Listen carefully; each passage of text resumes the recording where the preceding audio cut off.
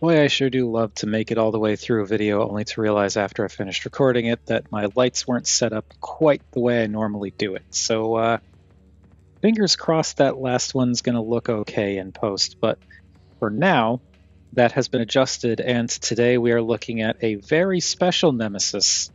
This is another Deceptipunk custom. We looked at a Deceptipunk custom Grimlock a couple of years back now, and I cannot get enough of their work. It is incredible, and this is another one of those. This is the Transformers 1 Prime Changer Optimus Prime, but customized into a Nemesis. So this is a one-of-a-kind little treasure, and I love this thing. It is definitely, there are signs of it being a custom. I've seen a few spots where I think, like, I'm actually just noticing now there are some spots in here where you can see a little bit of the red poking through, but, who cares? This is still a magical little fellow. The transformation is pretty simple. It still rolls really well despite all the paint.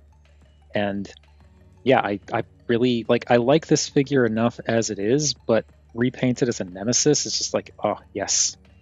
Wonderful, wonderful. Give me more, please. And so let's just get into it. So this is, first of all, lovely matte black finish. I love the matte on this thing. The light blue works incredibly well with the black and the red, because of course it does, because Nemesis colors, that's how this stuff always goes. The little smokestacks are silver instead of gray, which do look really nice. And you can, of course, do the thing and rotate them around so that they work as guns if you want. I'm not going to do the blast effect thing for this because it's a custom and it's painted, and I don't want to push my luck because I'm already transforming it a few times, and that's going to scratch some of this paint. But this does look incredible, and again, I love the matte finish. It's surprisingly clean too, pretty darn clean. And yeah, I love the detailing. I love what has been chosen to be called out with the silver around the wheels and back here and up here for like what becomes the shin vents. But then you got the turquoise here on the what will become the tops of the fists up here and along here. It's just so much good detailing, and the black color scheme works so well because it makes things look more cohesive. I'm hoping I kept all the stuff I was pointing at just a minute ago on screen. But the black makes all of this look more cohesive. So like the stuff that probably would stand out as robot bits in the regular figure really doesn't here, just because of the fact that you've got this really nice matte black all over everything. And then specific details highlighted in like the light blue or silver or red. And yeah, this thing is beautiful and small, but like a mighty small, as in small but mighty. So there we go. We'll just put him there and move straight on to size comparisons. There is Voyager Dinobot. Why did I say Grimlock? Voyager Dinobot. Ova Prime as a stand-in for a Tall Deluxe, and Samus. So yeah, the Prime Changer is smaller than a Deluxe. I am not bothered by that, but that is how it is. Here he is with Legacy Burnout, and also noticeably smaller than Burnout. Not like terribly smaller, but he's smaller than Burnout because, like I said, smaller than a Deluxe. Since we looked at some of these last time, let's bring back the Studio Series 86, I think. Like, I think number, not Studio Series 86, but like Studio Series number 86. Prime mold from the Bumblebee movie. It could be 85, I don't remember, but it's 80-something. So there is that. I'll bring in Legacy Scourge, and she is a lot bigger than the Prime Changer because, Voyager come leader. Leader is the word I'm looking for. Size figure. And got to do, because we did it last time, I think I'm going to use this guy going forward, the Siege Prime mold. I think this is still a freaking all-timer. And finally, not going to forget this time, because it's important, here he is with the duck tank. All right, now before we very, very delicately transform this guy, if you like this video or any other video that I've done, or, you know, if you want to see NemeSeptember come back next year, and you'd like to support me, I do have a Patreon and a Coffee. Links to both at the end of the video as well as down in the description. Otherwise, you could always do the typical YouTube thing of like, comment, share, subscribe. Now let's turn this into a robot. So, first thing I'm going to do is rotate the smokestacks around because I want them to not be in the way of the bicep swivels. And so I'm going to do this transformation a little differently, I think, than the way the Prime Changer is supposed to go because I have to be more careful because of the paint. But it does still transform, as I said. So now going to untab these flaps from both sides, just have those hang down, and that will give the room necessary to untab the feet from these big chunky tabs here. And now can untab forearms from the back of the cab section and rotate them around. Untab and rotate. And now these pieces can untab and hinge up a bit to get them kind of out of the way of everything. They tab in to, there are these tabs right here that tab in. Let's zoom in a bit so you can see what I'm talking about. There are these tabs here that tab in here. So bring those up. And then I'm going to rotate the arms down and flip out fists. One unfortunate thing, which I think is just the byproduct of the paint process, these fists are a little bit wiggly, but it's fine. So bring that out. Bring out that fist. Okay. Now, the legs. I am terrified to try and separate this by pulling because this looks like a slightly T-shaped tab. So what I end up doing is sliding, where I just, like, you can kind of see how the peg is on this leg, this one. So I'm going to slide this one this way and this one this way. So you just slide that tab out of place rather than pull it. Now with that done, that gives us the room to bring out the hips, and we can untab the armature here from the inside of the leg and swing all of this around. And this will tab into the knee. And then this swings in and closes up, and that makes a leg. Then same deal here. Just get this out of the way and pop this out. Swing this around. Tap it in, bring that in, and that's the legs. Now for the last of it, for the upper body, this is also kind of neat. I want to swing these back down just to, again, give some clearance up here. I'm going to take this roof section and pull it back, and I want to go back just part way and bring this up. With that up, now this can come out, and this assembly can swing forward. And now, going to take this piece here, and basically you want to angle it back and then rotate it 180 degrees. And then this comes down the rest of the way and tabs into the back.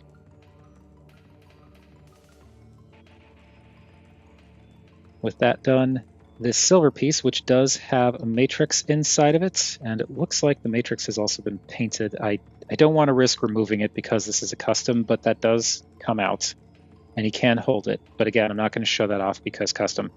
But you just take the silver piece and flip this all the way up and in. These armatures can come up, and they kind of tab-ish into place. And then the chest piece can come down, and that should go into place. It's because of the paint, it kind of gets caught up a little bit on this this plank up here, but it's fine. So do that, and then just take the head and tilt it up. There we go. There we have Transformers 1 custom Nemesis Prime in robot mode, and this guy looks amazing. Like, the mold is cool on its own, but he just looks so good in the Nemesis paint scheme. The only thing that bums me out is the, well, first of all, it bums me out that because this is a custom, I'm not going to be able to transform it that often because I don't want to risk scraping off all the paint.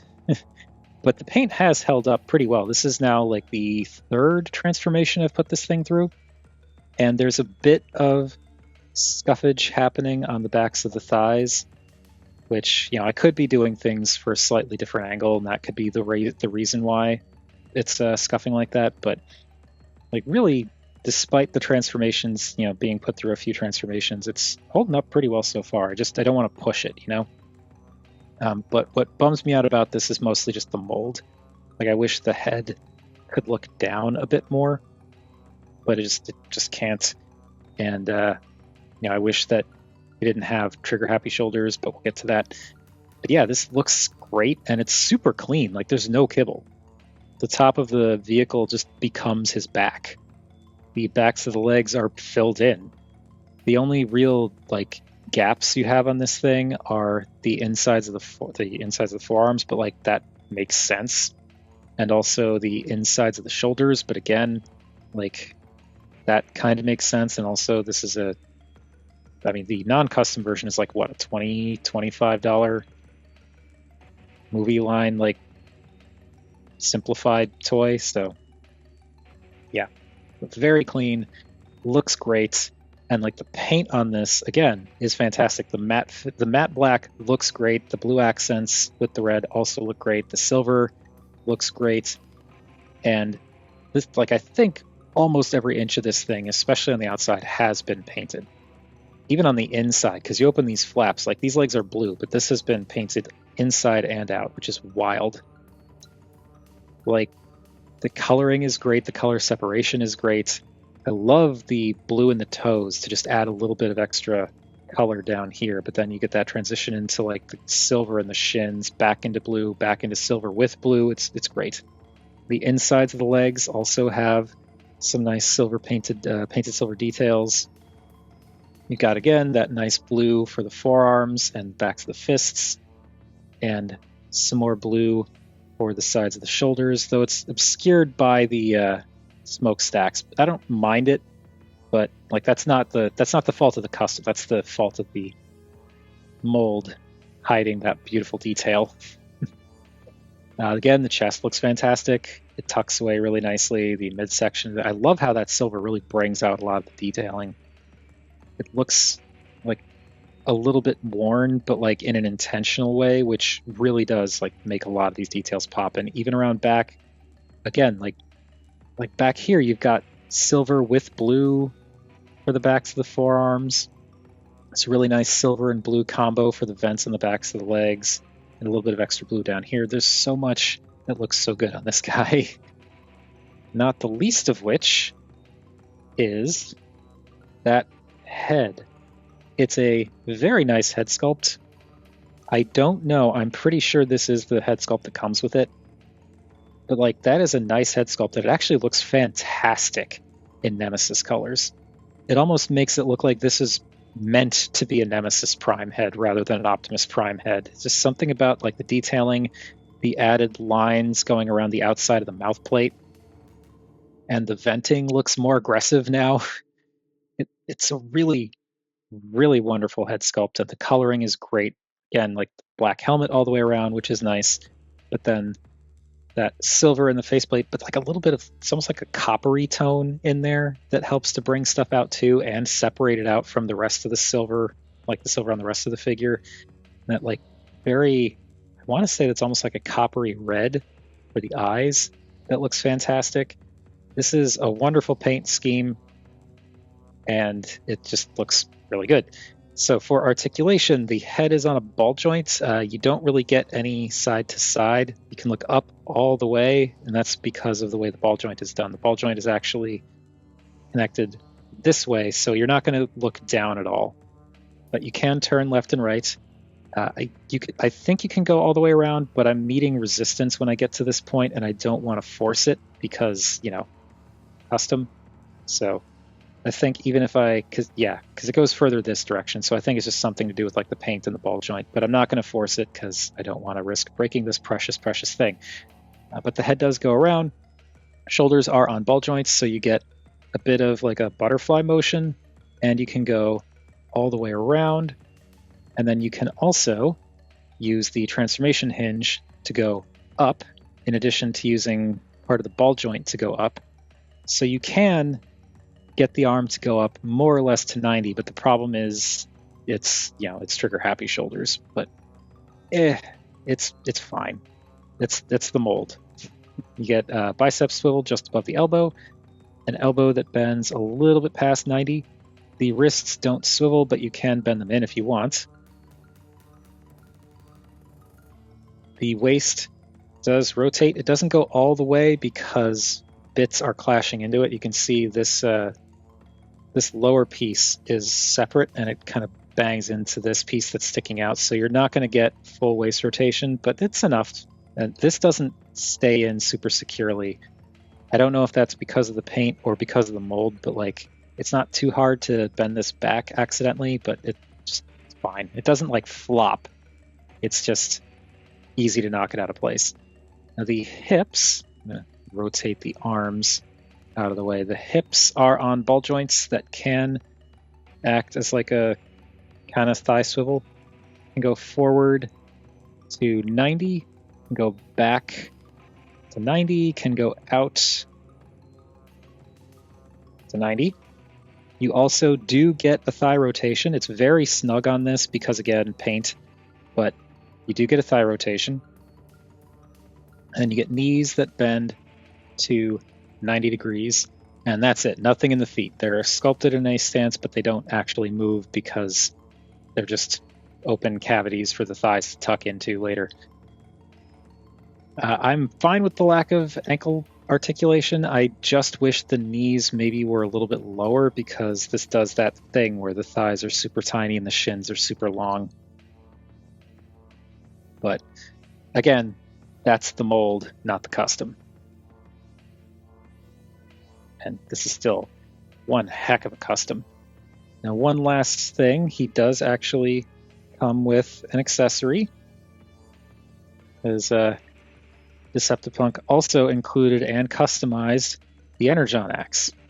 And this has been done up in a very nice glossy brown with this really cool kind of gradient light, like an orange to red coloring on it, which again is glossy. And I really like how the glossy stands apart from the matte. It makes this, even though it's not translucent or like glowing, it really makes this feel more like it is. And the fingers have also been done in the maybe not. But the thumb isn't. But the other fingers look like some of them have been. So I don't know what happened there, but yeah, the fingers are designed to make it look like when you peg this into his hand, and I'm not pegging it on all the way. Like, it does go, but I don't want to risk paint on the fist. But when you peg the Energon Axe into the hand, it looks like his hand is open like this, and the axe is coming out of it, which is cool. And yeah, that's a neat take on the Energon Axe accessory. I like it. And I do think these colors look good. The glossy against the matte it's a really clever idea, really, for the custom. I like that. I like using the different properties of the paint, not just colors, to make it stand out. Now, for size, this is the Prime Changer, as I said, so he is smaller than a Deluxe. So we'll bring in Dinobot, and he is much shorter than Dinobot. He is also shorter than Ova Prime, and taller than Samus, because Samus isn't a Deluxe. Get these out of the way. Bring in Burnout, and they are closer to the same height. Burnout is still a little bit taller. She is a little bit taller, but the Prime Changer is still, like, he's, I want to say, only very slightly on the short end of deluxes. I think it's much more closer to mid-sized deluxe than short. And, of course, going to bring back Siege Nemesis. So there is how they look together. And finally, here he is with our mascot, the Duck Tank. And that does it for TF1, or Transformers 1, sorry. Transformers 1 Prime Changers, Optimus Prime, but lovingly painted in Nemesis colors by Deceptipunk Customs. And this is a really cool figure, and I also forgot to talk about this, but you can unpeg the smokestacks and have him use them as guns. And I don't hate that. I think it kind of actually works too for Nemesis. I wonder if we can do the dual side. Nope, can't do the dual side because I think that's actually a little bit, like, this does not feel like it's fitting at all. I think that's actually a slightly narrower peg hole, which is a shame.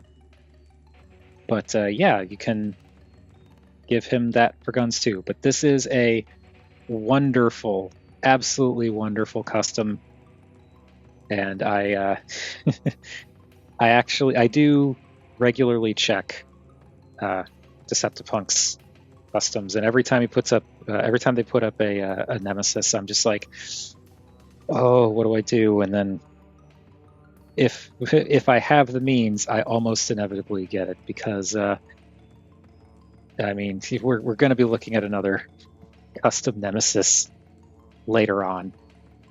But yeah, this is fantastic. The mold itself is fun. I think I would enjoy it as a simplistic-ish action figure if it wasn't customized. The customization just means I've got to be more careful with it, which is fine. But like, it looks amazing. And I feel like this color scheme actually does the mold more favors, because he really does look good in these colors. And I feel like, as I said with the head especially, it kind of just makes the detailing on the head and the face stand out more. It looks threatening, which is kind of funny considering what this is supposed to be a figure of when you don't consider the custom. Yeah, this is really cool. I'm very glad I was able to get this. So that's now 2 out of 33 Nemesis Primes that I currently own. Yes, I have 33 Nemesis Primes right now that are customs, and both of those customs are from Deceptipunk Customs. So yeah. Maybe, if inevitably, I'll probably end up with more custom Nemesis Primes too, because I've got my eye on some of those. But for now, we're just talking about this guy, and this guy is very cool. But that's enough about what I think of Prime Changers, Optimus Prime, and this particular custom of it. What do you all think of this guy, whether it's the mold or the custom itself? Whatever your thoughts, feel free to chime in down below. I always enjoy hearing from you all. Thank you, everybody, for watching, and next video is going to be another Nemesis, because we're still in September.